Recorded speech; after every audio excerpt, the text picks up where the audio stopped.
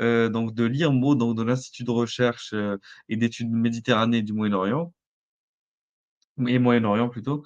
Donc la vidéo s'intitule donc «De l'irréligiosité au reniement de la foi chez les musulmans en France» de monsieur Houssem Bentabet. Alors on y va.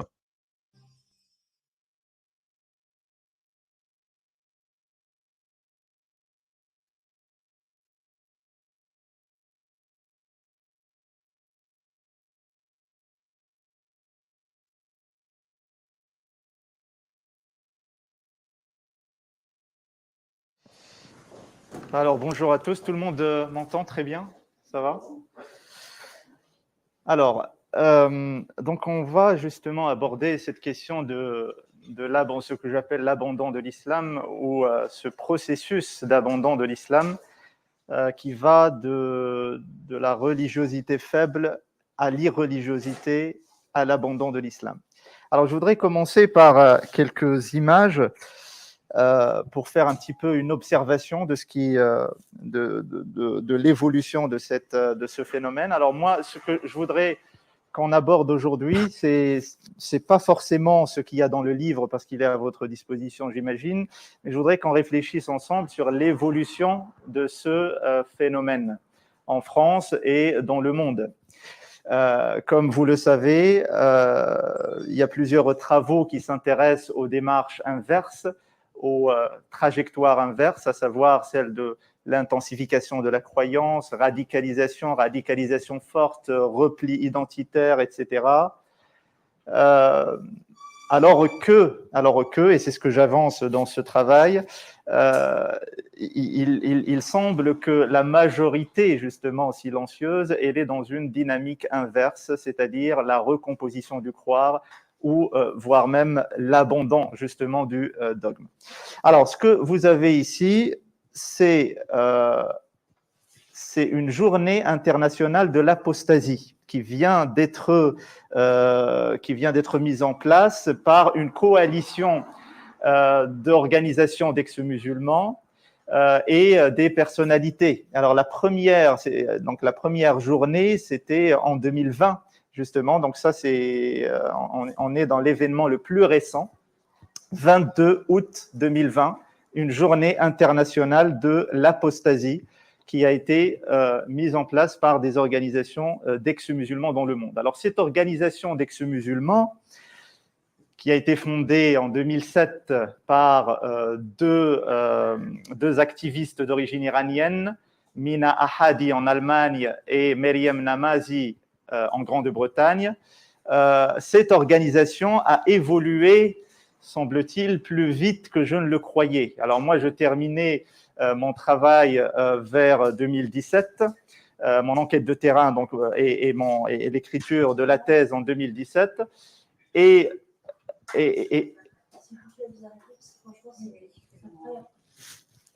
justement, donc, à ce moment-là, je termine ma thèse en imaginant que cette organisation va prendre de l'ampleur. Pas seulement cette organisation, puisque il faut savoir, et je vais en parler, l'organisation ne représente que les militants. On va dire ces ex-musulmans qui deviennent athées ou agnostiques. Mais il y a une toute autre typologie d'ex-musulmans qui se convertissent vers d'autres religions. Alors, cette catégorie-là n'est pas représentée par ces organisations. On va en parler. Mais je veux juste dire que cette organisation, semble-t-il, évolue justement rapidement. Le 22 juillet 2017, donc avant que je ne mette le point final sur ce travail, l'organisation organise justement une grande manifestation d'ex-musulmans dans le monde, en Grande-Bretagne. Et donc les ex-musulmans du monde entier se retrouvent à Londres. Il y en a qui ont été empêchés de sortir, surtout en Égypte, des activistes très connus qui ont été empêchés de sortir du territoire. En tout cas, c'était un événement très important et qui marque justement ce passage vers on va dire vers la lumière, puisque là on est face à un phénomène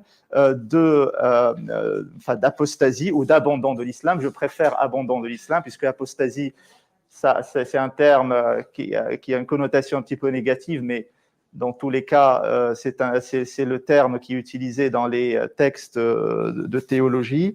Donc là, on est face à un phénomène justement qui, ne l'oublions pas, qui est condamné parfois à mort dans certains pays.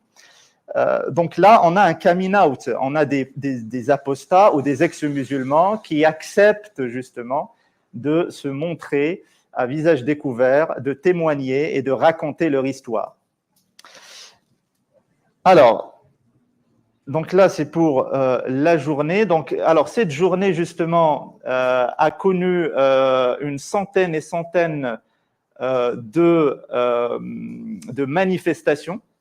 Donc, je ne vais pas tout montrer, mais il y a une centaine de photos comme ça, de personnes qui se revendiquent apostats.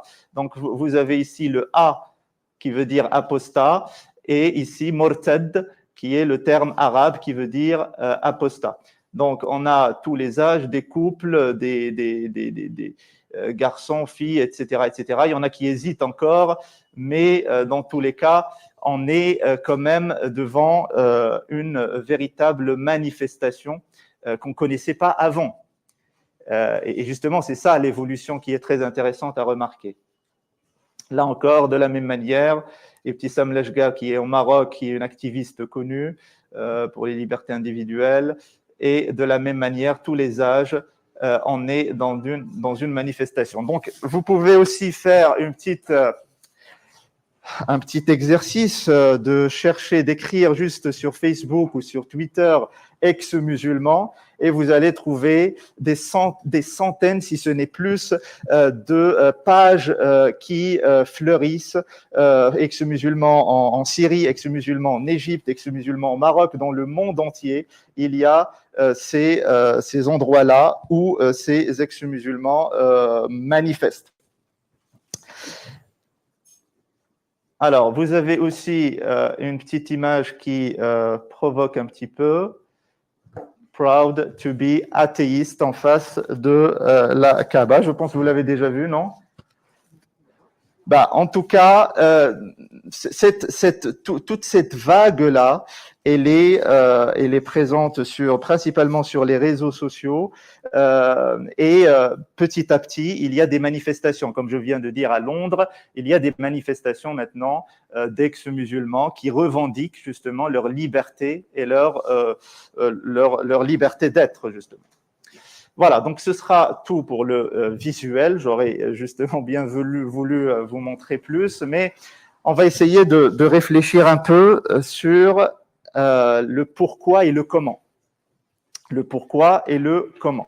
Alors justement, on me pose souvent la question des chiffres. Combien y a-t-il d'ex-musulmans? Ce n'est pas l'objet de mon travail que de compter les ex-musulmans dans une société donnée. De toute façon, c'est un travail que je pense qu'on peut avoir des chiffres. Je vais présenter quelques chiffres, mais ce n'est pas mon travail et ce n'est pas ma démarche. Ma démarche, elle est qualitative, justement. Mon travail en profondeur vise à comprendre le pourquoi et le comment de ce phénomène. Alors, ce qu'il faut retenir, c'est que il y a différentes manières de quitter l'islam aujourd'hui, différentes manières. Alors, cela va d'une manière, on va dire, secrète.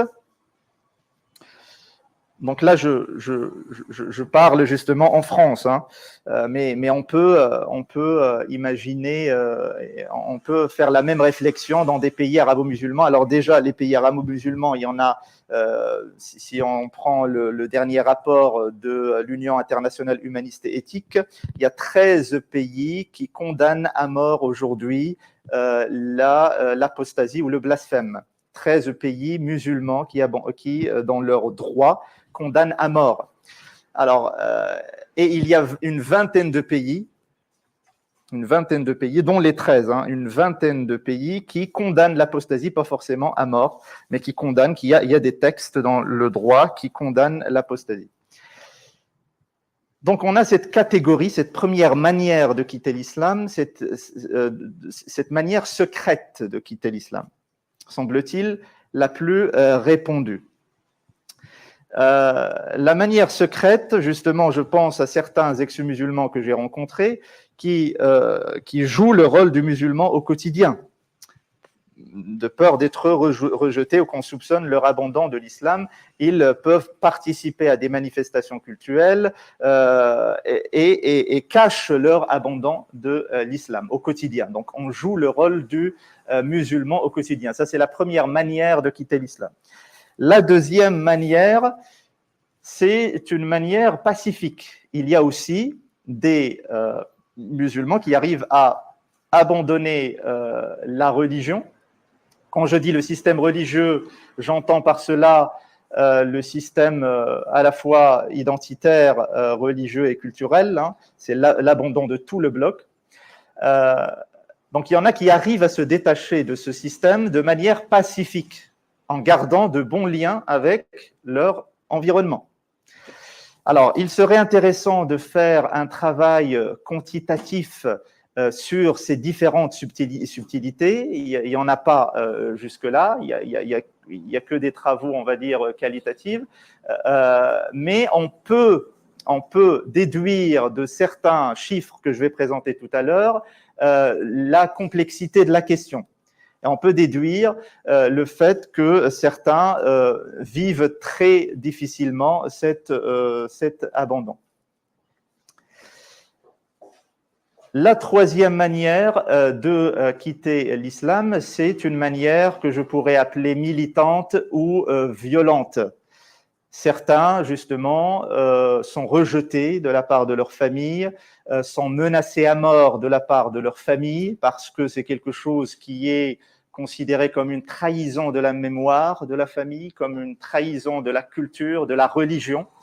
Et donc, c'est peut-être plus difficile que de faire son coming out homosexuel. Hein. C'est de la même façon que de dire « je suis athée », c'est quelque chose qui n'est pas forcément la bienvenue dans certaines familles musulmanes.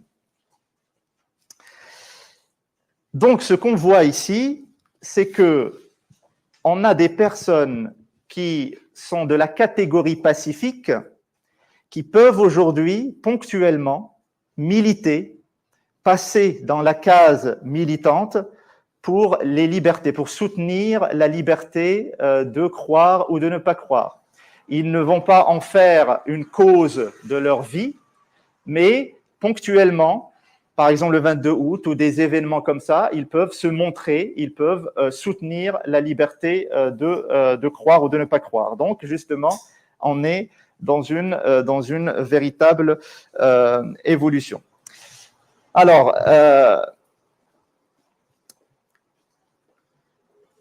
concernant les chiffres, alors il y a quelques travaux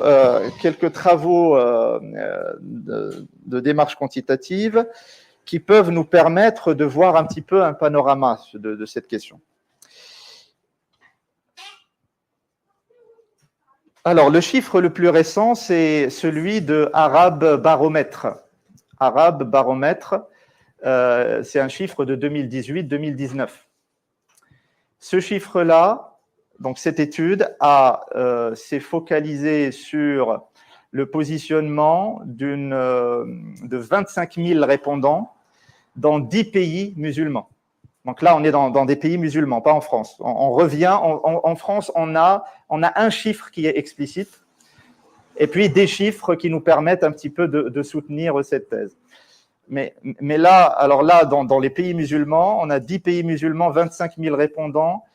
En 2013, on a 8% qui répondent « je ne suis pas religieux ». Je ne suis pas religieux. Donc, je ne suis pas religieux, ça veut pas dire je ne suis pas musulman. Mais en tout cas, on est dans une recomposition du croire, une distance vis-à-vis du dogme, peut-être pas pratiquant, en tout cas pas religieux. Je garde l'identité, mais je ne suis pas religieux. Donc, 8% qui répondent je ne suis pas religieux. En 2018, donc là c'était en 2013, en 2018, cette part monte à 18%. On a reposé la même question. 18% disent « Nous ne sommes pas religieux » chez les moins 30 ans. 18% chez les moins 30 ans. Pour le reste, c'est 13%. Mais gardons 18% pour faire les choses simples. Donc ça, c'est le chiffre le plus récent. On peut citer d'autres chiffres dans le monde. Il y a Wynne Gallup International de 2012 qui a étudié cette évolution de l'athéisme dans le monde contre l'évolution de la religiosité. On a de 2005 à 2012 une évolution de l'athéisme de 3%, tandis qu'il y a un recul de la religiosité de 9%. L'athéisme augmente de 3%, la religiosité baisse de 9%. En France, donc Wynne Gallup International 2012 a étudié la même question en France, on a de 2005 à 2012 une augmentation de l'athéisme de 15%, et une baisse de la religiosité de 21%. Donc ça, c'est un chiffre, j'imagine, qui a été, qui est très, très célèbre, parce que cette année-là, elle était particulière, on sortait de ce qu'on appelle les printemps arabes, etc. Et puis, il fallait voir les dynamiques dans ces pays. Mais en France aussi, on voit qu'il y a cette évolution. Dans ce même rapport, oui. Que vous avez donné en France. Peut-être les questions, excusez-moi, peut-être les questions, on pourra les tenir plutôt pour la fin. Ok, mais. C'était juste sur un point, c'est juste sur la dernière étude. Ouais. Est-ce qu'elle concerne tout le monde ou est-ce qu'elle concerne uniquement les musulmans? Parce que je suis pas sûr d'avoir compris. Non, tout le monde. Tout le monde, ouais. Vous avez bien fait de le rappeler. Wynne Gallup International, c'est tout le monde, y compris les musulmans. Et il y a un chiffre intéressant, parce que la même étude en Arabie Saoudite, ils ont posé la question en Arabie Saoudite, donc en l'occurrence ici des musulmans, j'imagine, et la réponse c'était, 5% qui disent « nous sommes athées convaincus », en plein milieu de l'Arabie Saoudite. 5%, on est des athées convaincus. Et 19%, nous ne sommes pas religieux. 19%, au cœur de l'Arabie Saoudite.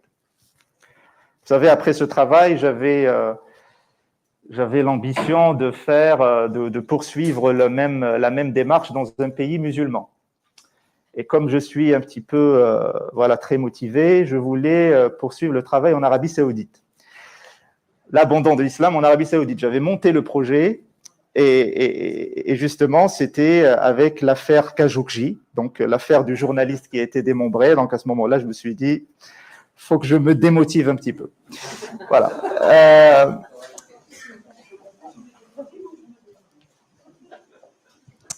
Donc là, donc justement, ces chiffres peuvent nous montrer qu'on a les mêmes dynamiques, peut-être dormantes, peut-être silencieuses, mais il y a des dynamiques dans les pays arabo-musulmans. Dominique Avant, que vous avez écouté tout à l'heure, a écrit un article justement qui montre qu'il y a plusieurs activistes, plusieurs apostats, entre guillemets, dans les pays arabo-musulmans qui soit ont été exécutés, soit ont été exilés, etc., etc. Donc, il y a énormément de personnalités qui sont connues dans ce domaine et qui peuvent nous alerter sur ces questions. Alors, on a cité Arab Barometer, Wynne Gallup International. On peut citer une série d'études IFOP qui nous intéressent dans cette démarche, de 89 à 2011. Pourquoi je m'intéresse à 89? Puisque mon échantillon, l'âge moyen, c'est 35 ans, donc ils ont évolué, leur socialisation était vers les années 80, 90. Donc, il est intéressant d'étudier le fait social à cette époque-là. Donc, cette série d'études 89-2011 nous montre qu'il y a en fait une baisse de pratique. Contrairement à ce qu'on entend tous les jours. Il y a une distance vis-à-vis du dogme. Par exemple, à la mosquée, est-ce que les musulmans prient à la mosquée tous les vendredis? Il y a une distance progressive de 89 à 2011 de ces questions. Il y a, je pense, 2 pratiques de mémoire qui ont été maintenues. C'est le jeûne du Ramadan et une autre pratique. Mais tous les autres pratiques, à savoir le voile aussi, il y a une baisse. Donc on arrive au chiffre en France qui est intéressant de l'Institut Montaigne 2016 et qui dit clairement que la part des musulmans, donc des musulmans français qui sont issus de familles musulmanes, qui se considèrent comme à l'extérieur du groupe, comme non musulmans, cette part est de 15%. 15% de musulmans en France issus de familles musulmanes se considèrent comme non musulmans. C'est un chiffre de 2016. Cette part est 2 fois plus importante que la part des entrées. Les entrées, c'est 7%. Les conversions vers l'islam, c'est 7%. La part des sorties, c'est 15%. Donc, on peut dire, mais pourquoi on n'en parle pas? Pourquoi, justement, il y a cette tendance? On a des chiffres, on a des études quantitatives qui montrent que, justement, ce tissu social est dans une toute autre dynamique.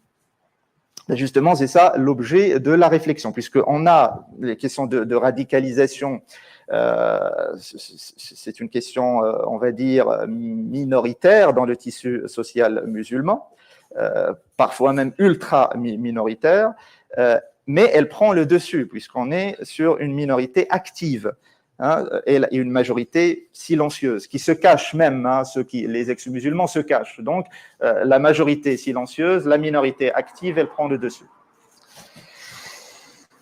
Alors, on a un chiffre aussi, et je vais arrêter là pour les chiffres, puisqu'on me pose souvent la question des chiffres, pour aller maintenant à la démarche qualitative, qui, à mon sens, est la plus intéressante pour comprendre les mécanismes de sortie. Le dernier chiffre que je cite, c'est celui de l'INED 2015, 51%. Donc là, on est sur la deuxième, troisième génération de musulmans en France. 51% des musulmans qui font un mariage mixte avec une personne de religion différente ou de conviction différente ne transmettent pas l'islam à la génération suivante. 51%. INED 2015. Voilà, donc il y a d'autres chiffres qui vont dans le même sens, justement, mais en tout cas, là, on a quand même une image claire de ce tissu social. Alors, ce qui m'intéresse maintenant, c'est la question du pourquoi et comment. Le pourquoi et le comment. La raison, qu'est-ce qui fait que ces musulmans, à un moment donné, vont quitter leur religion?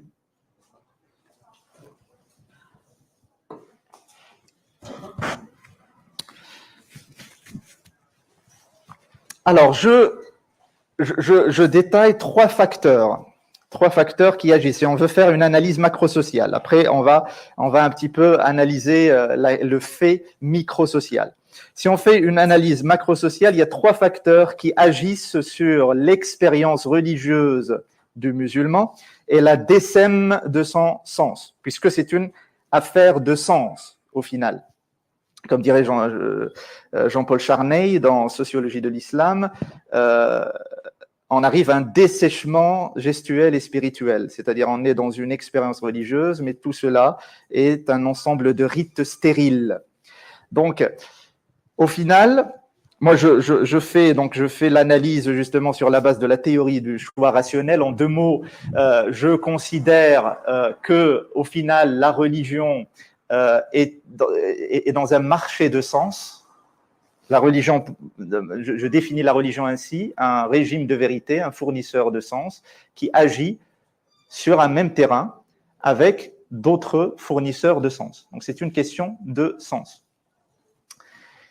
Le fonds de commerce de la religion, c'est le sens. C'est-à-dire qu'est-ce qu'il vend? C'est le sens. Il vend un sens à l'existence humaine. Le début, la fin, qu'est-ce qu'il faut faire? C'est ça le fonds de commerce de la religion. Il y a une demande de l'autre côté. L'individu est demandeur de sens. On peut détailler ça des heures et des heures. On peut aller justement jusqu'à l'homme primitif. Il y a une demande de sens. La rencontre de cette demande individuelle avec l'offre religieuse donne lieu à ce qu'on appelle l'acte de croire. Donc, l'acte de croire, c'est le fait d'adopter cette offre, d'adopter ce produit, qui nous vient de ce système religieux. Quand on adopte ce produit, la religion nous demande une chose, puisqu'en fait, nous, ce qu'on cherche, c'est le sens. Elle nous dit, pour avoir le sens, il faut entrer dans une expérience religieuse. Parce que le sens, au final, c'est quoi? C'est un sentiment. C'est quoi le sens, le croire? C'est quelque chose qui est de l'ordre de l'abstrait. Je peux avoir une foi aujourd'hui, demain, moins de foi, etc. C'est quelque chose qui est volatile. Donc, l'expérience religieuse, justement, elle permet de rendre ce sens pérenne, visible, avec des gestes que je répète tous les jours, etc. Donc, c'est l'expérience religieuse. Pour accéder à ce sens, il faut entrer dans cette expérience religieuse. Donc, la question qui nous intéresse aujourd'hui commence lorsque cette expérience religieuse ne permet plus ce pourquoi elle a été adoptée au départ, à savoir l'accès au sens. Elle devient une sorte de rite stérile, un ensemble de pratiques qui ne mènent à rien. Le sens, justement, donc, c'est là pour laquelle je dis qu'il y a peut-être autant de raisons de quitter l'islam qu'il y a d'ex-musulmans, parce qu'il y a toujours quelque chose de personnel dans cette trajectoire. On cherche quelque chose. Si j'adopte un sens, c'est pour qu'il réponde à quelque chose intime. Donner un sens à une souffrance pour qu'elle soit mieux supportée ou autre chose.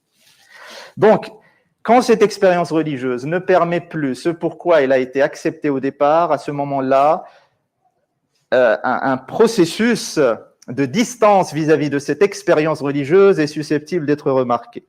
C'est le processus d'abandon de tout ce système, de tout ce produit. C'est un processus qui dure en moyenne, dans mon panel, 6 ans. Donc 6 années, donc c'est quelque chose qui s'étale dans la durée. Ça ne se fait pas du jour au lendemain. C'est quelque chose qui se prépare.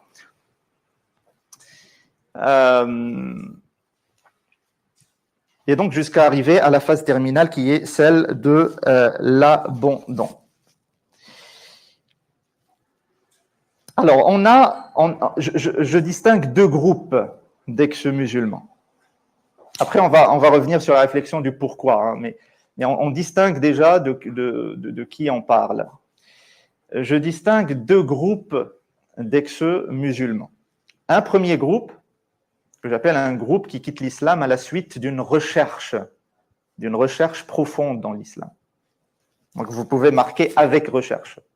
Le premier groupe, avec recherche. Le deuxième groupe, c'est sans recherche. Le premier groupe, avec recherche, c'est un groupe qui quitte l'islam après avoir entamé une recherche profonde dans cette religion. C'est-à-dire qu'il quitte un islam qu'il connaît très bien.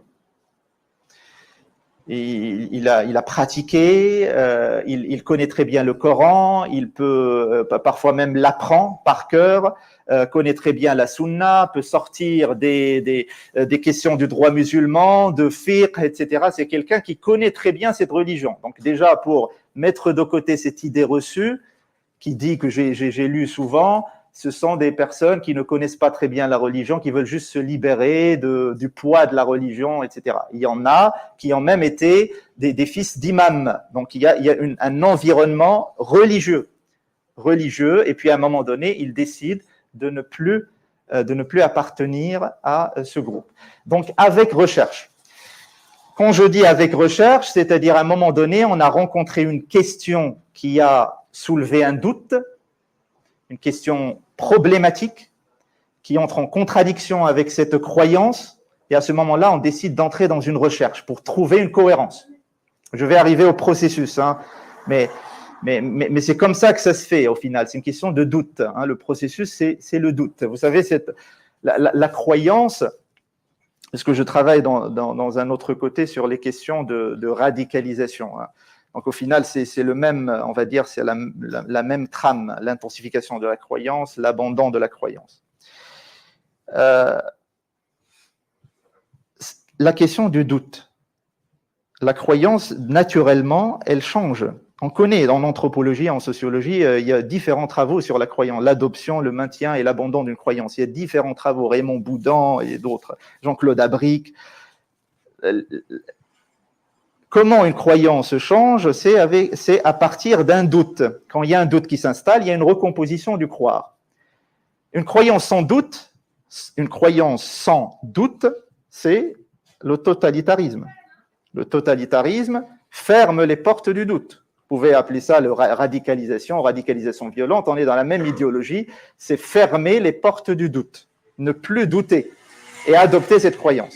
Donc tout le travail, justement, c'est de permettre que la croyance joue naturellement dans ce champ du croire. Si elle joue naturellement, elle va se recomposer, elle va s'adapter. La croyance est faite pour s'adapter justement à l'environnement. Et donc, ce premier groupe entre dans une recherche profonde de la religion, et puis justement, il suit son cours. Avant d'arriver au deuxième groupe, qui est sans recherche, on essaie un petit peu de réfléchir sur le pourquoi de ce premier groupe. Puisqu'il entre en profondeur dans la recherche de la religion. Donc, le pourquoi, il est lié au religieux. La raison, l'élément déclencheur du processus, il est lié au religieux, au contenu de cette offre religieuse. C'est le premier facteur que je détaille. Le premier facteur d'abandon de l'islam, c'est le contenu de l'offre religieuse. Donc, on ne peut pas dire que l'offre, non, l'offre, elle est satisfaisante. L'offre, aujourd'hui, semble ne pas satisfaire de manière complète aux demandeurs. Si on a le temps, je vous donne un exemple. Prenons la question d'apostasie, puisqu'on parle justement de cette question de sortie de la religion. Prenons cette question d'apostasie. On peut prendre n'importe quelle question problématique dans cette offre.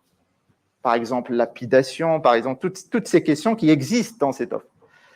On peut suivre la même démarche.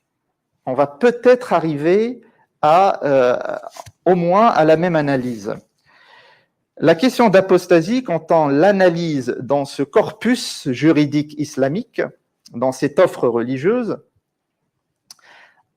on trouve automatiquement une tension intestine dans l'islam, dans ce corpus. Il y a une tension entre les textes. Le corpus islamique, c'est quoi? Le corpus islamique, c'est pas seulement le Coran. D'abord, c'est le Coran, oui, c'est selon les courants, mais généralement, c'est le Coran, c'est la Sunna, j'imagine vous êtes tous au fait de cela, donc le Coran, la Sunna, les 4 écoles du droit musulman classique. Il y en a qui ajoutent aussi les Sahaba, ce que disent les Sahaba, c'est-à-dire les compagnons. Mais pour ne pas se disperser, gardons juste Coran, Sunna et 4 écoles du droit musulman classique. Tout ça forme ce corpus juridique qui dit ce qui est licite, ce qui est illicite, etc. L'apostasie, dans ce corpus, on a un problème. Dans le texte coranique, nul verset coranique n'appelle le groupe musulman à condamner à mort l'apostat. Au contraire, il y a des versets qui vont dans le sens d'une liberté de croire ou de ne pas croire. Donc ça, c'est de 1. Dans la sunna, on a l'événement et son contraire.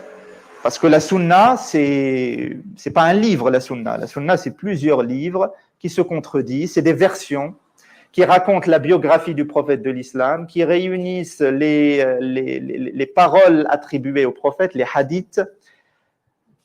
Il y a à peu près 700 000 hadiths, donc on parle de quelque chose de très grandiose. C'est la raison pour laquelle ces juristes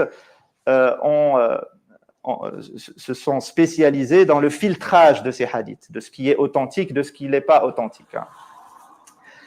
Donc, dans la sunna, on a l'événement et son contraire. Moi, j'ai sorti 13 événements d'apostasie à l'époque du prophète de l'islam qui n'ont pas été condamnés. 13 événements d'apostasie dans ces textes de la sunna qui sont acceptés par les musulmans sunnites, qui n'ont pas été condamnés. Dans les mêmes textes, on a les hadiths qui condamnent à mort l'apostat. Dans les mêmes. Par exemple, Al-Bukhari, c'est le texte qui constitue la base juridique célèbre de la condamnation à mort de l'apostat. c'est nul, quiconque change sa religion, tuez-le. C'est un hadith de Al-Bukhari. Quiconque change sa religion, tuez-le. Ce même Al-Bukhari raconte une histoire d'apostasie qui n'a pas été condamnée. Voilà, donc on a une tension. Hein, on a une véritable tension dans ces textes. On arrive aux 4 écoles, donc là on est au 8e siècle. Au 8e siècle, on arrive aux 4 écoles du droit musulman. Ces 4 écoles vont achever ce va-et-vient entre liberté de croire et condamnation à mort. Ces 4 écoles vont pencher vers la condamnation à mort de l'apostat unanimement. Unanimement, tout musulman qui quitte l'islam est condamné à mort. À part une personne que j'ai sortie du lot, Ibn Qayyim al-Jawziyya, qui dit le contraire, mais il est le seul. Ibn Qayyim al-Jawziyya, il est de l'école Hanbalite, l'école la plus fermée parmi les 4. Donc là, on est dans une... Alors, les contemporains, justement, les savants contemporains, ils sont un petit peu timides sur ces questions. C'est une question qui n'a pas été réglée de manière définitive. Certains disent clairement qu'il n'y a pas de condamnation à mort d'apostat. D'autres restent dans un entre-deux et disent, en fait, il faut condamner le militant et laisser tranquille le pacifiste. Donc ça, c'est un va-et-vient, et donc les contemporains, justement, ne vont pas très loin dans ces questions. Et ceux qui vont très loin et ceux qui disent clairement que nulle contrainte en religion, leur avis reste individuel. Cela ne constitue pas une force réformatrice du dogme. Donc ce qui domine cette offre qui circule dans le marché, c'est le dogme. C'est le dogme religieux qui est soutenu par les institutions religieuses et où on trouve la question de la condamnation à mort. Donc là, j'ai pris un exemple, la question d'apostasie. On peut prendre plusieurs exemples. On peut trouver, tout à l'heure, je suis arrivé un peu tard, mais j'ai entendu la question de l'ijtihad.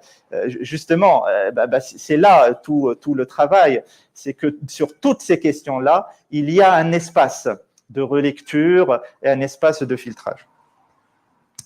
Donc, ceux qui appartiennent à ce premier groupe, avec recherche, ils sont confrontés à tout cela.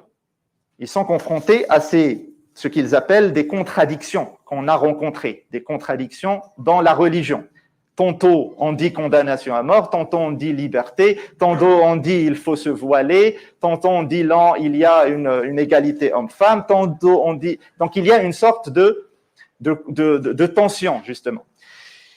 Bon, quand il y a cette confrontation avec cet élément dissonant, il y a donc une dissonance cognitive, et donc on essaie de traiter cette dissonance cognitive par la recomposition du croire, et donc on est déjà entré dans le processus. Prenons par exemple la question du voile. En temps normal, vous avez des musulmanes qui peuvent ne pas accepter, ne pas porter le voile, mais ne pas rejeter le principe. Des musulmanes qui ne portent pas le voile, mais qui ne rejettent pas le principe, qui disent peut-être un jour je vais le porter. Donc, dans la recomposition du croire, elles peuvent rejeter le principe. Dans la composition du croire, elle est toujours musulmane, mais elle peut rejeter le principe et dit, moi, j'agis face au texte. Et je ne prends pas tout en bloc. C'est ce que j'appelle la phase du bricolage religieux, mais on va y venir. Donc ça, c'est pour le premier groupe. Le deuxième groupe, il nous reste 5 minutes, c'est ça? Ok. On est encore dans les débuts. Alors, le deuxième groupe, c'est sans religion, c'est sans recherche. Sans recherche. Alors, ceux-là, justement, quittent la religion pour des raisons qui s'éloignent du contenu de cette offre. Pour des raisons qui s'attachent plutôt à leur environnement social. On peut résumer 3 points essentiels.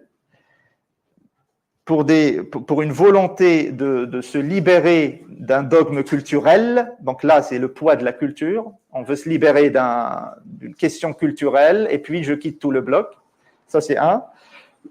La volonté de se démarquer de certaines fréquentations musulmanes, Par exemple, je pense à une ex-musulmane d'origine algérienne qui a commencé à réfléchir sur ces questions après avoir rencontré sa belle famille, qui était d'un islam, on va dire, rigoriste. Et c'est à ce moment-là qu'elle commence à réfléchir sur son islam à elle. Elle n'a jamais, s'est jamais posé la question. Mais à ce moment-là, elle commence à réfléchir sur sa propre identité. Elle dit, je ne suis pas cela, je veux me démarquer de cela. Et le processus l'a conduit à l'agnosticisme. Aujourd'hui, elle est agnostique. Donc, elle ne se considère plus comme musulmane. Le troisième point, c'est un mode de vie loin de la religion. Il y a aussi certains qui n'ont pas évolué dans des milieux religieux. La religion n'était pas un sujet dans la socialisation. Et puis, à un certain âge, et c'est ça la différence avec les générations précédentes, c'est que ces générations-là décident de se positionner, contrairement aux générations précédentes. C'est-à-dire, les générations précédentes, on peut rester dans cette case que j'appelle le musulman indifférent. Je garde mon identité, je suis musulman, je ne pratique pas, ça ne me pose pas de problème, je ne pose pas de questions. Alors qu'aujourd'hui, avec tous les mouvements de liberté de ce 21e siècle, il y a cette volonté de se positionner. Je ne peux pas être indifférent. Si je n'y crois plus, si ça ne me convient plus, autant rejeter tout le bloc. Et donc, un mode de vie loin de la religion peut aussi conduire à un certain âge, ils vont se considérer comme non musulmans. Alors, je veux juste en 5 minutes qui restent parler un petit peu de ce processus. Donc, je viens de dire qu'il y a des formes de quitter l'islam. Il y a des manières de quitter l'islam, il y a des formes de quitter l'islam. Les formes de quitter l'islam, ce n'est pas seulement vers l'athéisme, vers l'agnosticisme, il y en a qui quittent l'islam sous une forme de conversion, en passant d'une religion à une autre. Dans mon panel, c'est plutôt le christianisme, principalement le protestantisme, et le bouddhisme, et on a aussi l'islam ahmadi, qui est très présent. L'islam ahmadi, c'est l'islam de Mirza Ahmad Gholam, un prédicateur indien du 19e siècle, qui est né au Pakistan, et qui s'est proclamé prophète après le prophète de l'islam. Donc Mirza Ahmad Gholam, au 19e siècle, Mirza Ahmad Gholam accepte justement le prophète de l'islam, et dit « Je suis un prophète ». Donc pour lui, la prophétie ne s'arrête pas au prophète de l'islam. Les musulmans ahmadis lisent le même texte coranique, ils font les mêmes prières, le même jeûne de Ramadan. C'est la sunna qui est un petit peu différente. Ils sont 20 millions dans le monde. Donc il y a cette conversion, puisque c'est une conversion en fait. Pour passer à l'islam ahmadi, il faut accepter Mirza Ahmad Gholam. Donc il y a un rite, il y a une conversion. Ils ont un calife à Londres. Voilà. Donc il y a deux formes de quitter l'islam. Pour terminer, on essaye de répondre à la question du pourquoi. Donc on essaie de répondre à la question de comment. On a dit pour le pourquoi, donc on a le contenu de la religion qui peut poser problème. 2, des questions qui sont liées à la socialisation, donc l'environnement social, ça on peut en parler des heures, principalement le contexte français qui a toujours d'ailleurs été, il y avait toujours cette défiance vis-à-vis du religieux dans l'imaginaire français.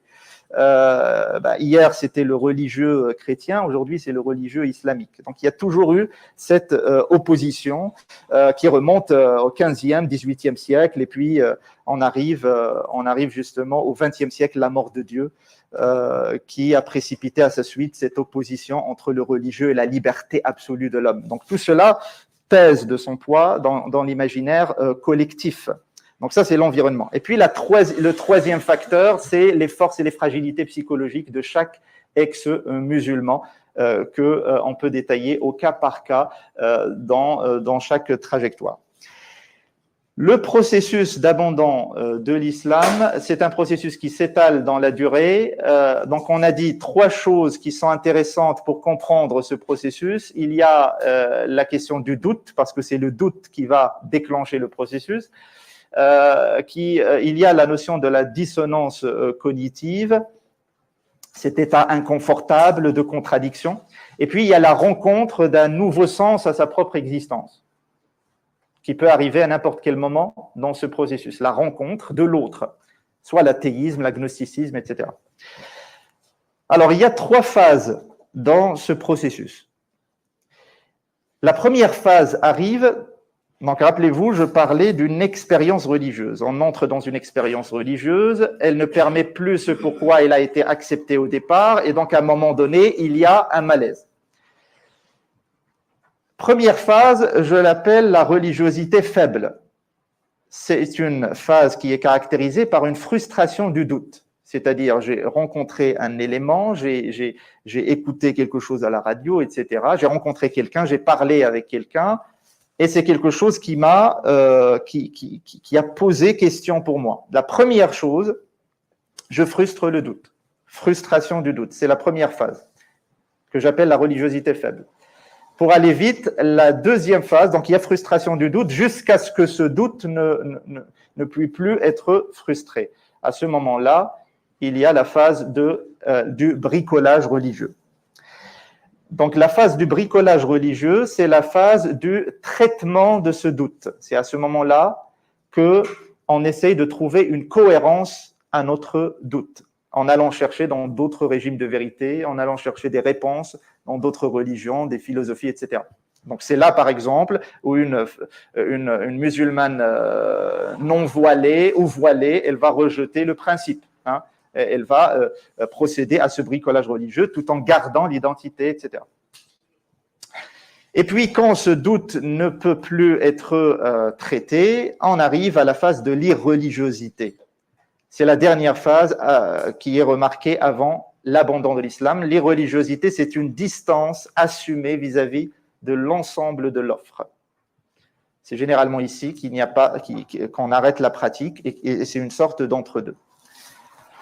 Et puis arrive la phase de l'abandon de l'islam. Donc là, on parle de 6 années en moyenne. Donc c'est quelque chose qui peut aller, donc en moyenne, ça veut dire elle peut aller. Il y en a qui ont passé 20 ans avant de quitter l'islam. Voilà. Alors je pense que j'ai fait le tour pour rester fidèle à ce que au timing. Donc tout cela arrive dans ce contexte que vous connaissez.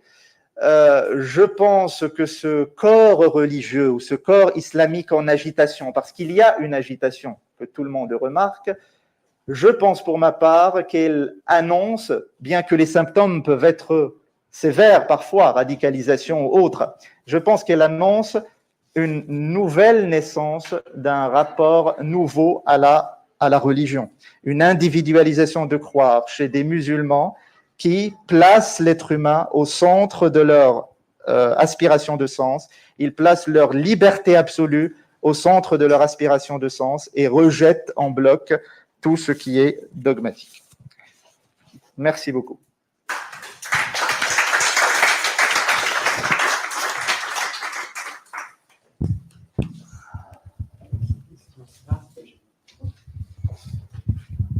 Bien, merci pour l'exposé également. Je voulais juste avoir précision. Déjà, la manifestation à Londres, c'était le 22 juillet 2020, c'est ça? Oui, 21, 22 juillet. Ouais. D'accord, merci. Alors en fait, ma question, c'était par rapport à les formes pour quitter l'islam. Vous avez cité l'athéisme, le christianisme, plus protestant, bouddhisme et le mouvement Ahmadi. Et en fait, je voulais... Il y a le déisme aussi, il y a le déisme. Il y en a qui se considèrent comme déistes. Ah oui, ouais, effectivement. Merci. Et alors, moi, je voulais savoir si, dans tout ça, parce que je crois que parmi les mouvements post-musulmans, il y a le mouvement Ahmadi, mais je crois que un peu plus connu, diffusé au niveau de la planète, il y avait le mouvement la foi Baha'i, comme ils disent. Et je voulais savoir s'il y avait une tendance par rapport à ça et par rapport à tout ce que vous avez mentionné. justement, est-ce que vous avez des chiffres pour voir si on peut esquisser des proportions des uns par rapport aux autres? Les proportions, moi j'ai des proportions dans mon livre, mais c'est une démarche qualitative, donc ce ne serait pas intéressant d'avancer un chiffre là-dessus. Mais sur les proportions, il faut aller voir sur chaque église. Et par exemple, pour ceux qui se convertissent vers le christianisme, l'Église pourrait donner des chiffres, mais ce n'est pas automatique. Moi, j'ai dû passer beaucoup de temps pour installer une phase de mise en confiance, pour pouvoir rencontrer ces ex-musulmans chrétiens, parce que il y a une protection, justement, ils sont menacés à mort, théoriquement. Donc les chiffres, je ne pense pas qu'il y ait des chiffres publics sur ces questions. Après, sur les Baha'i, il y a des conversions vers le bahaïsme. Ça n'existe pas dans mon panel, mais il y a des conversions vers le bahaïsme. Oui. Ouais. Oui. Oui, concernant la réunion internationale de Londres, est-ce qu'il est envisageable de faire la même chose en Paris? Parce qu'on est quand même dans un pays aussi laïque d'une susceptibilité pas possible. Et deuxièmement, vous n'êtes pas sans savoir qu'il y a eu un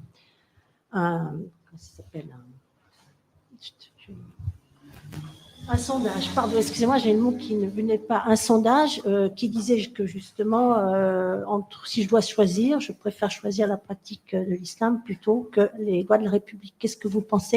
Parce que ça a été très glosé, on a entendu beaucoup de choses, je dirais un peu tout et n'importe quoi. Et donc, ça a été une occasion en plus à chaque fois de remettre en cause un certain nombre de choses et donc on finit par s'y perdre. Voilà. Oui. Alors, justement, pour la rencontre internationale à Londres, est-ce qu'on peut faire pareil à Paris? Théoriquement, oui, puisque les lois sont censées protéger la liberté de croire et garantir la liberté de croire et de ne pas croire, la liberté de conscience. Donc théoriquement, oui, mais c'est vrai que ça peut être délicat sociologiquement. Vous savez, il y a déjà eu l'inauguration du Conseil des ex-musulmans en France en 2013. L'inauguration du Conseil des ex-musulmans, c'était public, on en a parlé, tout le monde savait qu'à un tel endroit, il y avait mais c'était une sorte de menace. Personne n'était à l'aise avec ça parce qu'il y a une menace qui plane. Walid al-Husseini, par exemple, le fondateur du Conseil des ex-musulmans en France, quand je l'ai rencontré, on était à Paris et il n'était pas serein. À chaque fois, on a dû changer de café plusieurs fois parce qu'il a été reconnu par quelqu'un, il est insulté et c'est son quotidien en fait. C'est son quotidien qu'on le reconnaisse et qu'on l'insulte. Donc, toutes ces questions peuvent rendre délicat, je pense, une telle organisation en France. Mais cela est possible théoriquement puisque les lois garantissent cette liberté. Pour le deuxième chiffre, il y a, je pense que vous parlez du chiffre IFOP, c'est ça, IFOP Charlie, c'est le dernier chiffre. Il y a beaucoup de chiffres similaires. Vous savez, dans les chiffres, on peut trouver tout. Tout ce qu'on veut, on peut le trouver en chiffres. Donc la question, c'est de recouper les chiffres. C'est ça tout le travail sociologique. C'est-à-dire, je prends une période donnée, je prends un chiffre, je recoupe avec d'autres chiffres et j'essaie de voir est-ce qu'il y a une évolution cohérente ou pas. C'est vrai que ce chiffre-là pointe certains musulmans, je pense, si je me rappelle bien, ils parlent de 70%, c'est ça ? 70% dans le tissu social qui place la loi religieuse au-dessus de la loi de la République. Je suis sceptique face à ce chiffre parce qu'on a différents chiffres, enfin tous les chiffres que je vous montre, on a d'autres chiffres qui vont dans le sens inverse.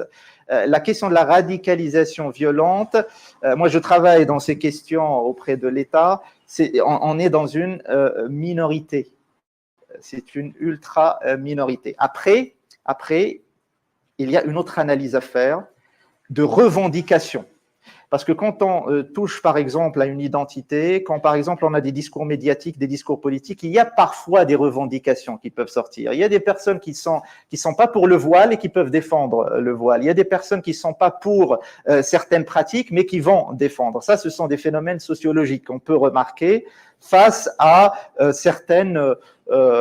face à certains discours médiatiques et politiques. Mais je reste quand même très prudent face à ces chiffres.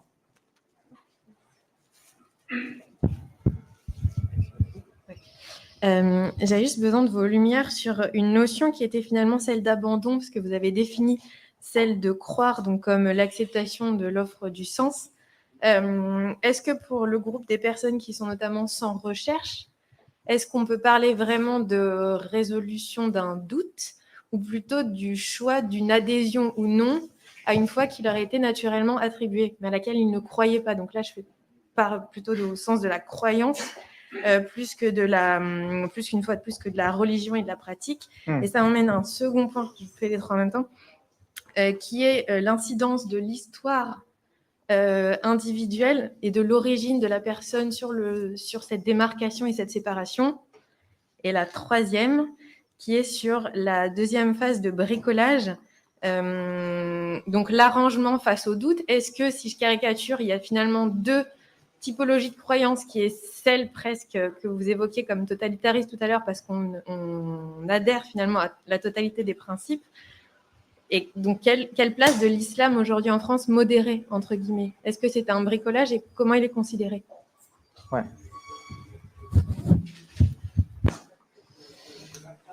Oui, alors pour le deuxième groupe, sans recherche, bien entendu, le deuxième groupe quitte son identité, sa religion, à la suite d'un événement propre à son environnement social.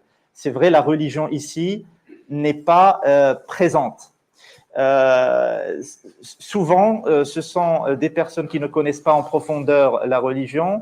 Certains ne connaissent même pas la différence entre Coran et Sunna, n'ont jamais lu le Coran, etc. Donc, la religion ici n'est pas présente. Je pense que ici, parce qu'on m'a déjà posé la question sur la notion d'intégration, puisque j'en parle pas beaucoup, la notion d'intégration, puisque pour rester fidèle à mon observation, ils se considèrent tous comme français, leur identité française fait partie de leur patrimoine, donc ils n'ont pas besoin de s'intégrer à quelque chose.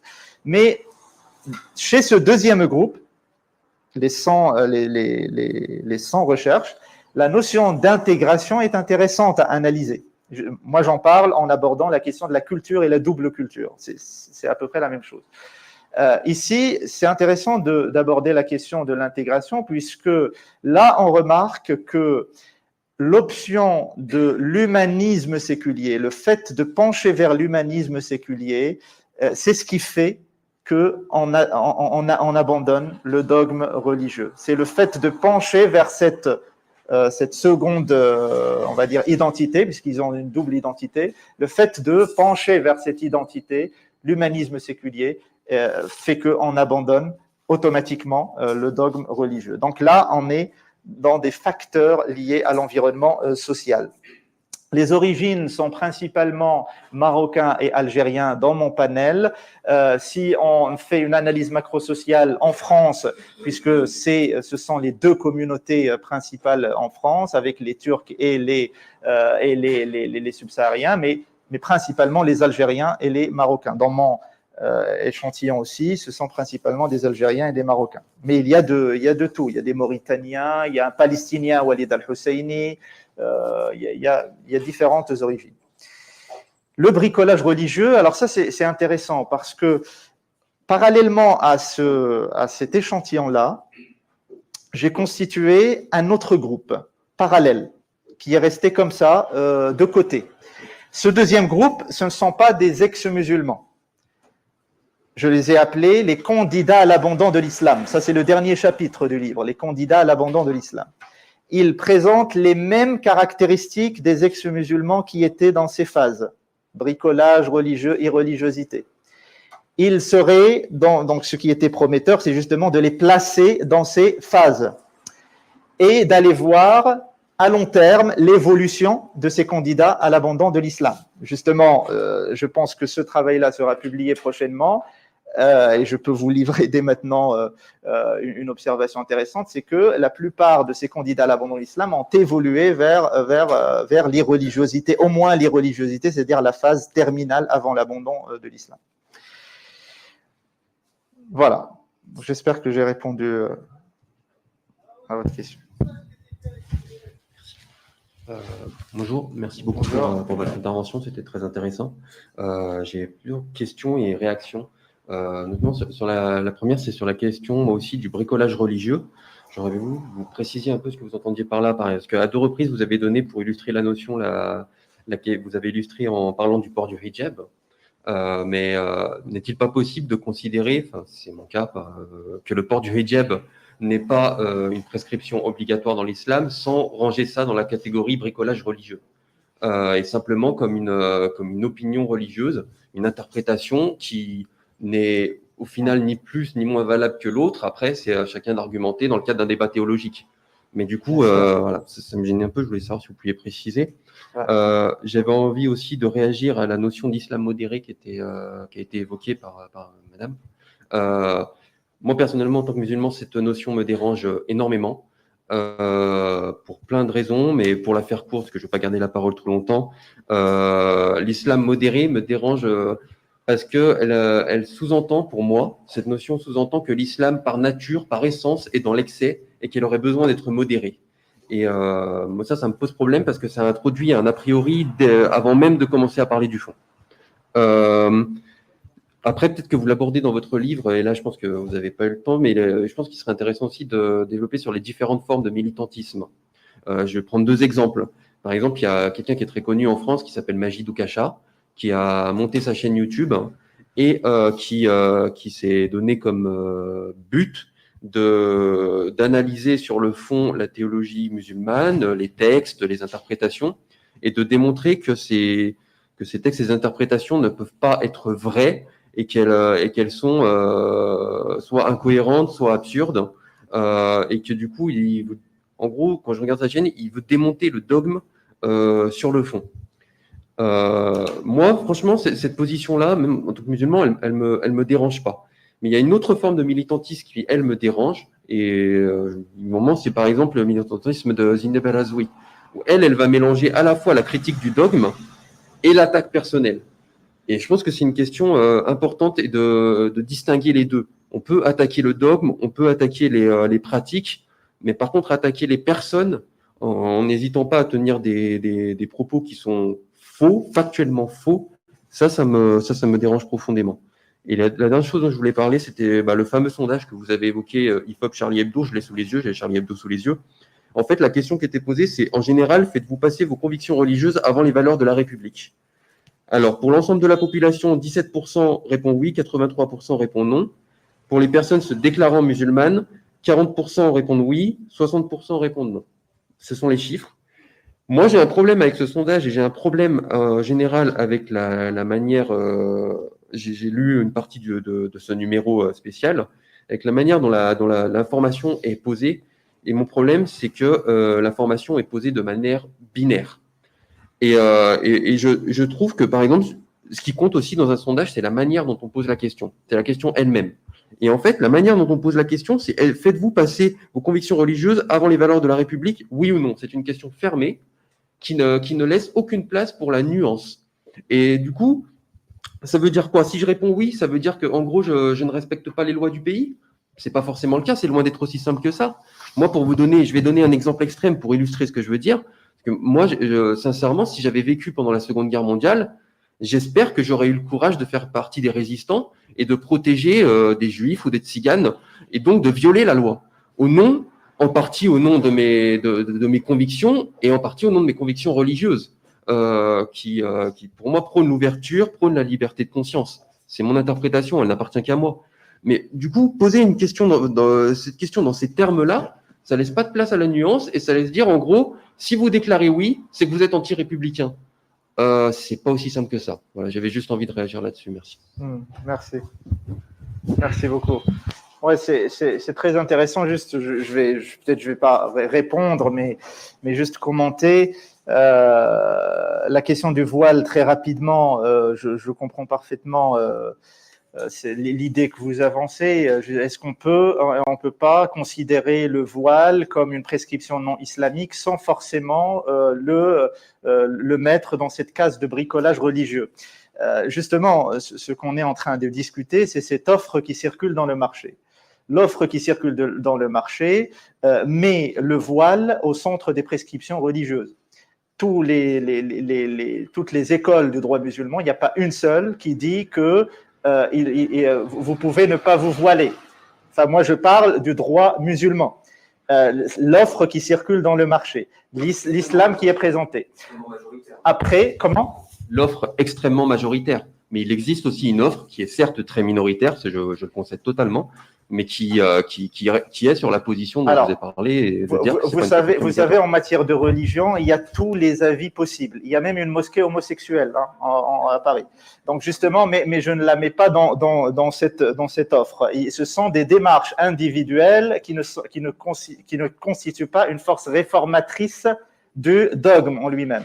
Donc l'offre, c'est ça. Et justement, là, maintenant, la question, c'est ma position face à ce dogme, la position individuelle face à ce dogme. Justement, c'est là où il y a des démarches individuelles qui vont rejeter, qui vont filtrer, qui vont prendre ceci, rejeter cela, et je considère ce sont des démarches individuelles, et c'est ce que j'appelle justement le travail de bricolage religieux. Ce n'est pas péjoratif, le bricolage religieux, c'est juste le fait de traiter de traiter des questions et d'exister face à un texte, face à une offre. La question de l'islam modéré, bon, je ne sais pas, j'ai pas d'avis. Moi, je considère en deux mots, et je pense que je l'ai détaillé longuement dans un chapitre, les questions de rationalité. Je pense que ce qui est rationnel pour les uns est irrationnel pour les autres, ce qui est modéré pour les uns est pas modéré pour les autres, et donc finalement, on est face à des lectures. Il n'y a pas une seule ou un seul, on va dire, un islam. Il y a différentes lectures. Après, bon, Majid Oukacha, Zineb Al-Razwi, oui, c'est vrai, Majid Oukacha est un ex-musulman, il le dit.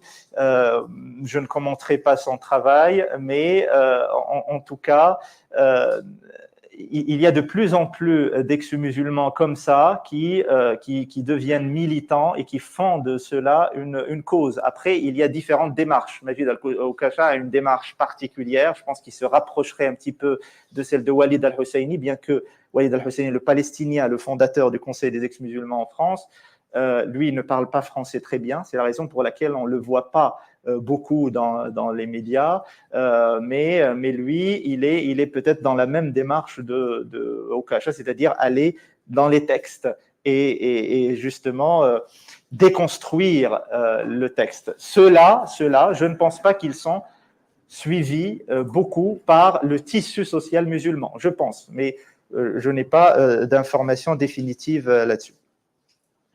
Voilà. Oui. Ok, donc merci pour cette présentation, très intéressante. Je voulais revenir sur une chose, évidemment, la déconstruction du texte, elle a été évidemment, entreprise par divers auteurs, notamment Jean-Jacques Walter, dont je t'ai parlé tout à l'heure, qui est un monsieur qui a l'âge de 83 ans, je crois, et qui est un scientifique à l'origine, et qui a appliqué ce qu'on appelle la théorie des codes au Coran, et qu'il a trouvé qu'à minima, il y aurait 50 auteurs différents dans la rédaction du Coran. D'accord ? Quant au verset dont tu parlais tout à l'heure, en disant qu'il était dans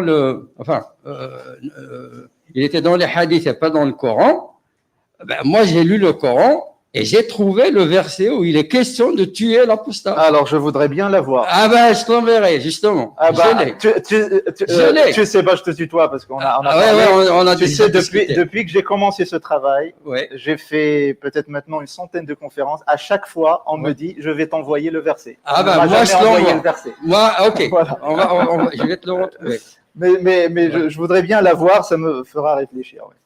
Quant à, justement, encore une autre question par rapport à l'Arabie Saoudite, je ne sais pas si tu connais Raif Badawi. Bien sûr. Il gît en prison depuis des années. Tout simplement, pourquoi ? Parce qu'il avait écrit sur Facebook, en plein Ramadan, s'il vous plaît, donnez-moi un passeport pour sortir d'ici.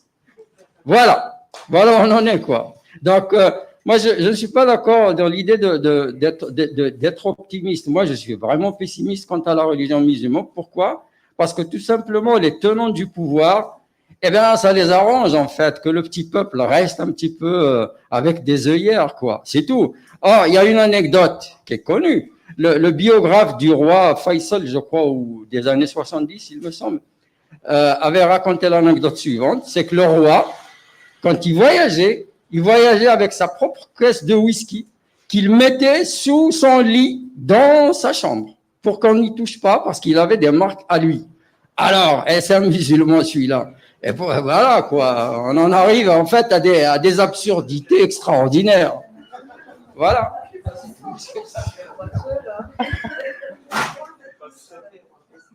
Ouais, il y a monsieur. Oui. Retour, s'il vous plaît, à une question sur le bricolage. Vous qui travaillez la problématique de la radicalisation, êtes-vous de ceux comme Olivier Roy qui notent qu'il y a un bricolage aussi qui est à l'œuvre dans l'autre sens, à base d'individualisme, à base de disjonction entre religion et culture, et qu'en fait, dans les deux cas, que ce soit celui de l'adoption d'un islam salafisé ou la distanciation avec l'islam classique, c'est la même chose, c'est le même processus, c'est une dissociation d'avec l'islam classique ou l'islam patrimonial ou l'islam parental. Ouais. C'est une question très intéressante, mais nous renvoie à un sujet très complexe. La radicalisation, moi, j'aime pas écrire sur la radicalisation. Vous savez, aujourd'hui, tout le monde travaille sur la radicalisation. Hein. Il y a peut-être plus de personnes qui travaillent sur la radicalisation que de radicalisés aujourd'hui. Hein. Donc, tout le monde s'y met. Les travaux d'Olivier Roy sont très intéressants, justement, sur cette question, mais je ne pense pas que c'est de la même manière, de ce bricolage dont je parle ici. Parce que là, il y a tout un facteur primordial, c'est le facteur psychosocial. C'est justement ces fragilités qui déterminent le passage au pas, à l'acte. La religion, elle vient à la fin pour donner un sens à cet acte. Hein. Donc là, c'est une toute autre analyse à voir. Donc je ne pense pas que c'est la même chose. Mais les travaux d'Olivier Roy, justement, sont très intéressants là-dessus. S'il n'y a pas d'autres questions, il y a d'autres questions? Si, j'en ai encore une petite. Alors, on va partir comme ça. Hein.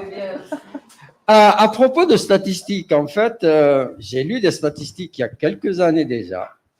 Alors, je ne sais pas ce qu'elles valent, où il était question d'un pourcentage de non-croyants en Arabie Saoudite supérieur aux chiffres du Maghreb, c'est-à-dire Algérie, Maroc, laissant de côté la Tunisie parce que c'est un petit joyau à part.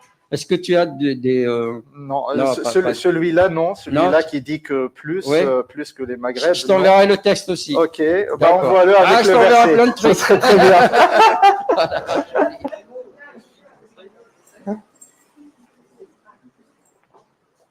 Merci beaucoup, merci à vous. Ah, il y a encore une question. Ouais, une dernière question, un peu technique. J'avoue que je connais assez mal la loi sur les statistiques ethniques et religieuses. Hein. Et donc, du coup, je me demandais si vous la connaissez, vu que vous avez cité des chiffres, si vous pouviez un peu l'expliquer. Et justement, si du coup, cette loi n'entrait pas en contradiction avec la possibilité d'avoir des chiffres qui vous permettent de travailler justement sur votre thématique. Ouais, justement, cette loi interdit aux organisations publiques de faire des sondages sur la base de l'ethnie, de la religion. Ce sont des instituts privés, IFOP ou autres, qui peuvent, donc c'est l'exception justement, qui peuvent faire ce type de sondage, mais avec des restrictions sur comment on va conserver l'information, il faut que ce soit anonyme, etc., etc. Il y a tout un ensemble de critères qu'il faut respecter et je pense qu'il respecte ça. Surtout le dernier qui est l'Arab Baromètre, c'est de l'université Princeton. C'est celui qui a fait le travail sur 10 pays, 25 000 répondants. Ça, je pense, c'est un travail colossal et c'est le dernier chiffre qu'on a le plus récent sur cette question. Bien, Merci. merci infiniment.